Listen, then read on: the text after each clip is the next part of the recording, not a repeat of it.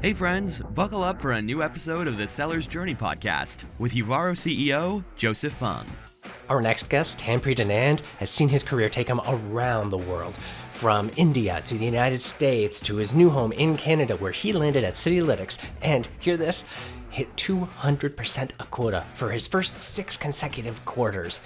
Newly promoted to senior BDR and full of tips and insights, I cannot wait to dig into this interview. I hope you enjoy.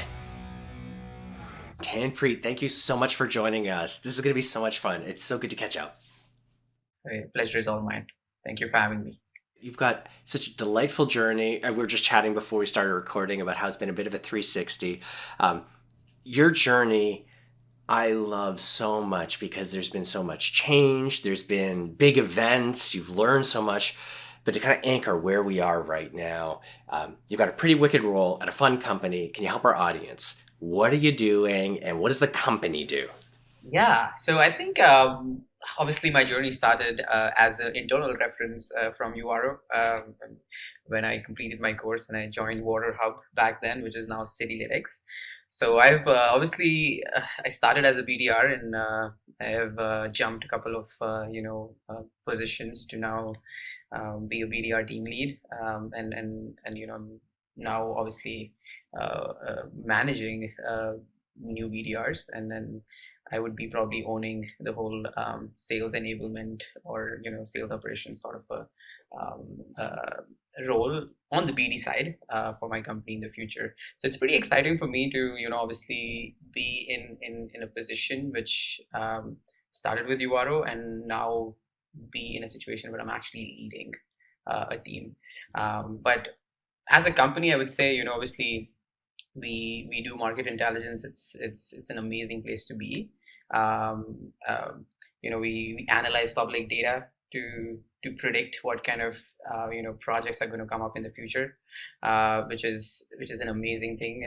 It's always it excites me, how AI and machine learning and so many new technologies are able to do so much stuff. And it's an exciting place to be. Actually, we are changing how people live and how infrastructure is going to look like in the future. So great place to be. And you've had a heck of a journey. Before getting into tech sales, you started off in transportation tech. You were with Uber in a very different role. I'd love to reflect back. If you go rewind the clock all the way to that earliest role, where was it, and what do you think was a big takeaway you had from that starting experience? Like, what was that job like? Right. So I think yes, I straight out of college I started working as an intern with Uber, and then I got promoted and became an operations coordinator. So my past few years, I would say, before I came into sales, was very focused towards operations. I also even got like a postgrad in supply chain because I thought I would be really great in operations. But I would say the journey was really nice. It really taught me the hustle. Operations is all about hustling as well. It's about doing a monotonous job. Sales is also monotonous. It's the same thing again and again until you succeed. So I think operations is the same, and but I think sales is more rewarding. I really feel that it really taught me how to be consistent and how to be persistent. And I think that those are the big takeaways I bring in to what I am today. And your first selling opportunity was before Uvaro.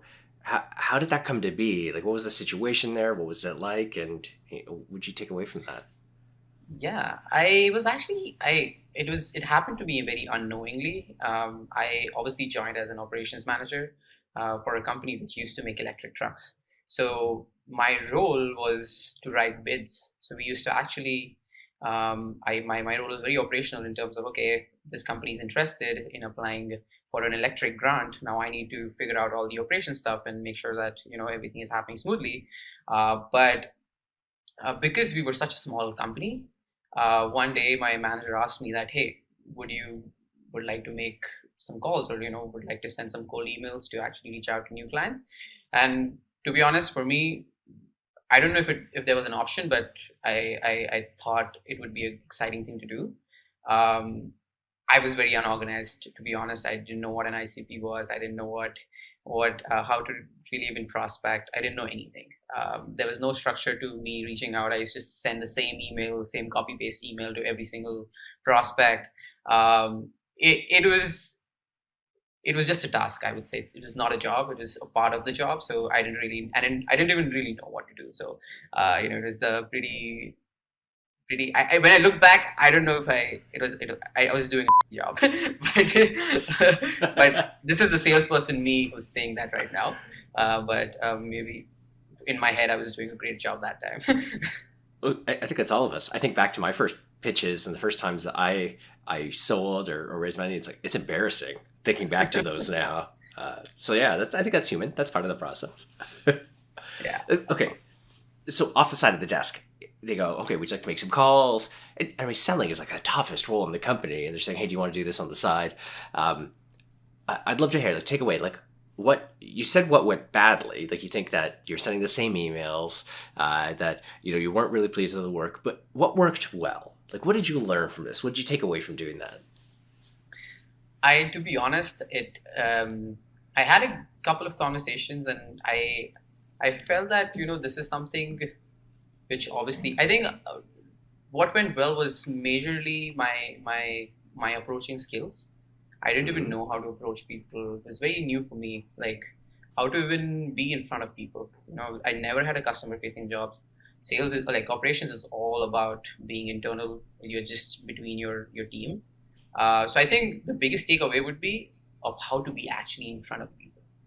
We used to attend a lot of trade shows, a lot of expos, where I had to make some cold pitches. So just being customer, in front of customers, it really helped me gain that confidence in myself that hey, you can talk to people, which I think is the biggest takeaway. The confidence is huge. That's a big thing. Now, I want to kind of keep the clock winding forward. So when I reflect on you joining Uvaro, I remember you had a ton of change. You were changing country, you were changing career, you were changing industry. Can you walk us through the timeline? Like, kind of what was going on in your life, and how did you come across Uvaro and choose this direction? Absolutely. I think I don't know if many people know this, but 2 years back, before even I joined Uvaro, I was stuck in a very unstable immigrant environment where I knew I was capable of doing a lot of things, but I was just very restrictive by the kind of environment I was in, where I couldn't even flourish, and couldn't even explore new opportunities because I was restricted. And I think when I had to plan to move to Canada, and obviously Canada was so welcoming, the pandemic hit. So for me, that transition of learning and a country actually enabling me to be at my full potential is just amazing in my head. And I think that's something uh, which should be highlighted in this process, that first of all, you're getting an opportunity to be in a country where you're more stable, you're able to use your full potential. And look at me today. I've had 2 promotions in the last 2 years. And also companies like Uvaro, which are actually enabling and creating that path for new people to actually transition, right? It's more to do with how do you actually enter a job market. For me, I didn't know anything about Canada. I didn't know anything about Canada's job market. I just knew that okay, I want to be in sales. I want to be in front of customers, and I want to sell. But how do I do it, right? It was such a smooth journey because of obviously Uvaro, and somewhere I feel I was also very consistent, and I was also very persistent in terms of what my goals were. I had thought through my journey at Uvaro and what I want to actually get out of it, which I think is very important before you even join a course like that. So I think that's something which really helped me being very focused, and then people helping me in that process. So I love that recommendation. So many people they join Uvaro or another program in an exploratory state of mind. Like, I don't know what I'm going to get, but I'm going to go learning. You came in with these really specific goals. And I don't know if you remember what you were thinking then, but if you could try and think back, how would you describe those goals you had for the program in your time? Right. And I think for me, I was in a pandemic. I was obviously looking out for jobs. I was not looking to do a course. Um, but I think obviously not a lot of companies were hiring. I remember, obviously doing like hundreds of applications and probably one or two companies getting back to me. That also was negative.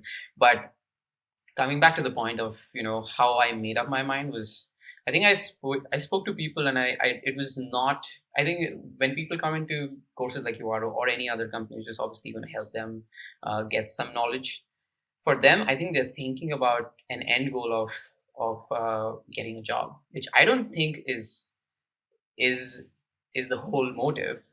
There should be a motive of learning. Getting a job will just happen. I feel it's an after effect of what effort you're going to put in to achieve that fruit. So in my head, I was like, I am free.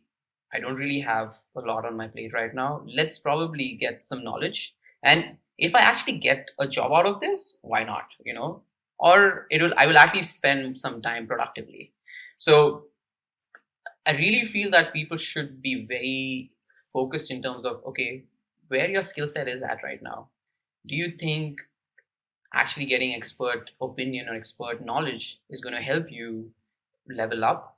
And do you actually have that, that confidence in yourself, or the the confidence to actually put that effort? Because that is I think the most important for me. Like, I think I've noticed that in so many people, even in my batch, from day one, I was trying to put that effort from my side as well, because I really believe that no one can help you until you can help yourself. And when you start helping yourself, you'll attract people to help you.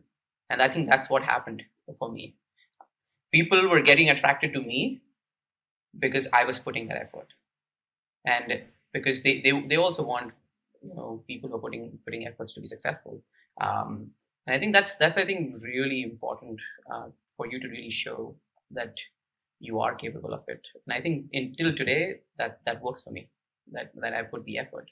So, I mean, the effort also showed up in the outcomes. I mean, Exactly. your time in the program was so powerful. I remember how your cohort spoke so highly of your impact. You won the Demo Day competition. Like, So hats off to amazing. you. Yeah. Um, but you said the job was like a bit of a side effect. You weren't sure how it was gonna get there. Citylitics is a really cool company. How does it compare to what you imagined you might end up doing? Like, we all have these dreams of like where we're going to work, what's it going to be like. How would you compare that vague dream with where you ended up at Citylitics? Because I mean, it never matches perfectly. I'd love to hear what fit, what didn't. Yeah, I think there are a couple of things. One, I obviously wanted to be in tech. Um, Citylitics was referred to me obviously internally through Uvaro, obviously Mhm. by Donna. And um, to be honest, I had built so much trust in people at Uvaro that for me, getting that foot into the door was really important at that point, and I did it. But when I entered the company, obviously I was on my own. URO was nowhere, like, obviously there's support, but in the end you are on your own when you're joining a company. I think what I loved the most was the culture to really thrive. If you're putting in the effort, again, it's very similar to URO. If you're putting in the effort, you're going to get the reward. If you're there is no bias in terms of where you come from, how much sales knowledge do you have.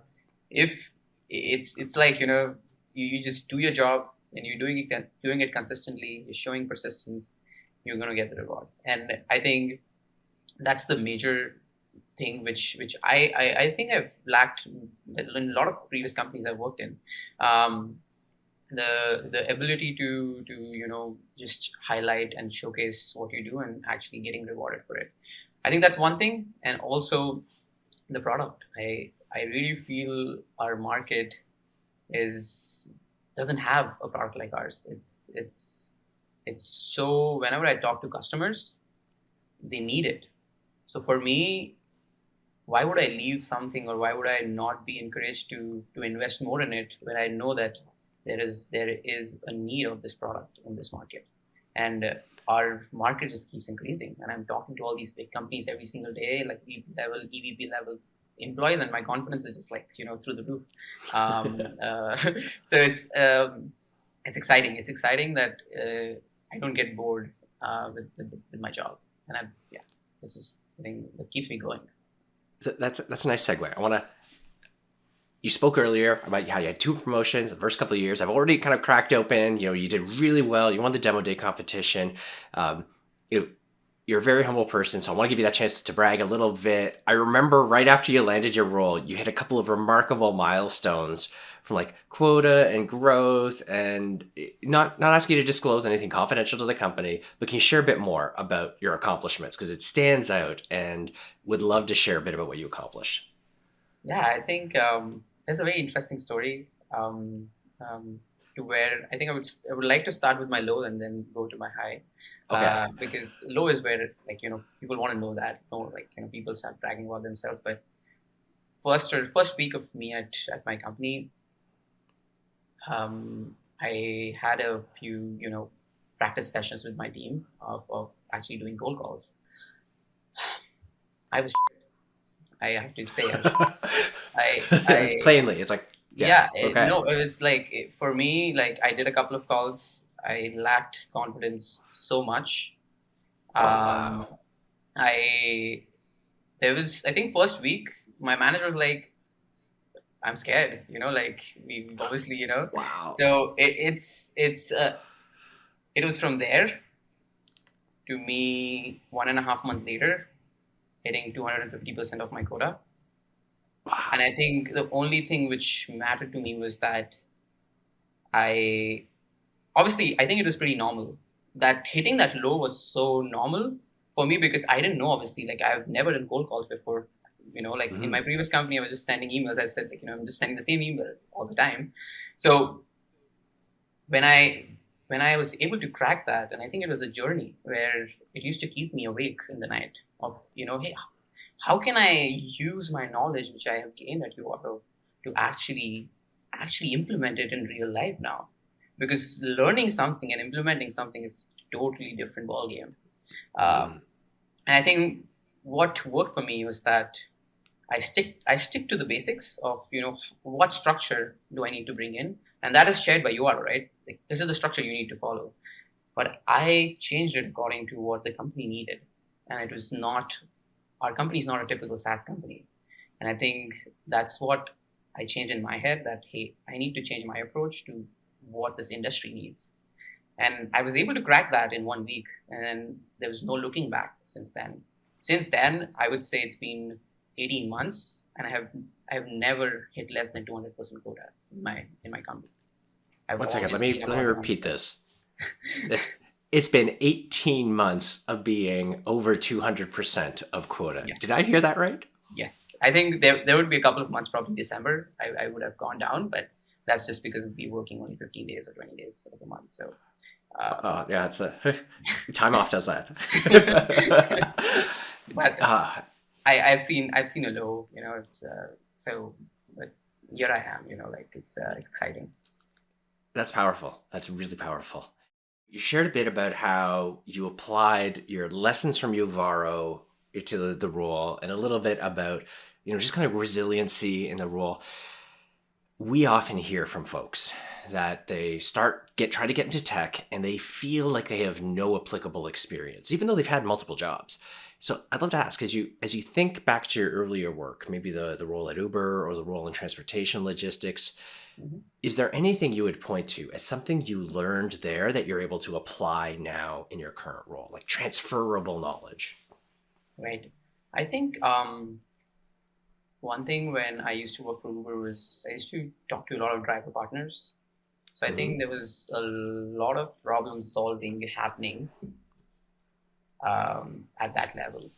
And it was a Hmm. very consultative kind of job for me as well because it was operations. You had to take care of the supply of the city, and then people like drivers are facing problems, and like there's so many different things happening, and it is a big problem in the whole last mile delivery sort of algorithm that you face a lot of operational challenges, right? I think my ability to be calm, and my ability to be very consultative of approach they should be choosing to actually be successful in what they're doing, right? Because I used to like Uber is very different. First of all, let me give you a background. Uber is very different in North America, and it's very different in India. The way Uber works in India is people don't know how to use phones. They don't know how. You need to teach them from ground zero of how to use a phone, how to use technology, and how to actually start making money with companies like Uber. So for me, my journey was very. It started from the very scratch where I'm teaching, people who don't even know anything about technology how to use technology. So I think I became so patient in that process that it is so transferable to my sales career because I'm so patient right now because I've dealt with the people you can't even believe, like your head will explode. And from that from that to coming to here where I am today, I'm still dealing with, I think, very smart people, but I have to be very patient because not everyone is going to be convinced of what I'm selling. So I have to just keep doing it over and over again until I find success.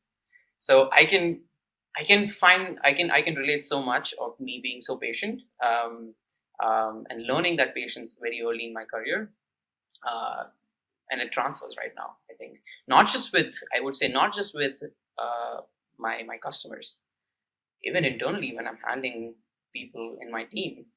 Um, it's so you need so much patience. Everyone has such different way of thinking.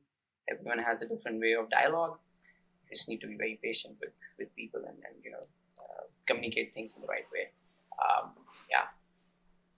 I love that. And the fact that you highlighted that kind of vague soft skill of patience, like as opposed to something technical or specific, that's such a delight. Full circle, I mean, you're now in a role where you're training and developing new BDRs for your team. What does it feel like to you? What does it mean to you to now be in that role developing others? I think it's the next challenge, to be honest. Like I think the biggest takeaway from being in a position of actually training people is that you have so much confidence in yourself. I know that I can achieve this, and I can go next to where I want to be because you have confidence in yourself. When you're dealing with people, you need to transfer that confidence, that ability to actually achieve something, and you can't expect that from everyone.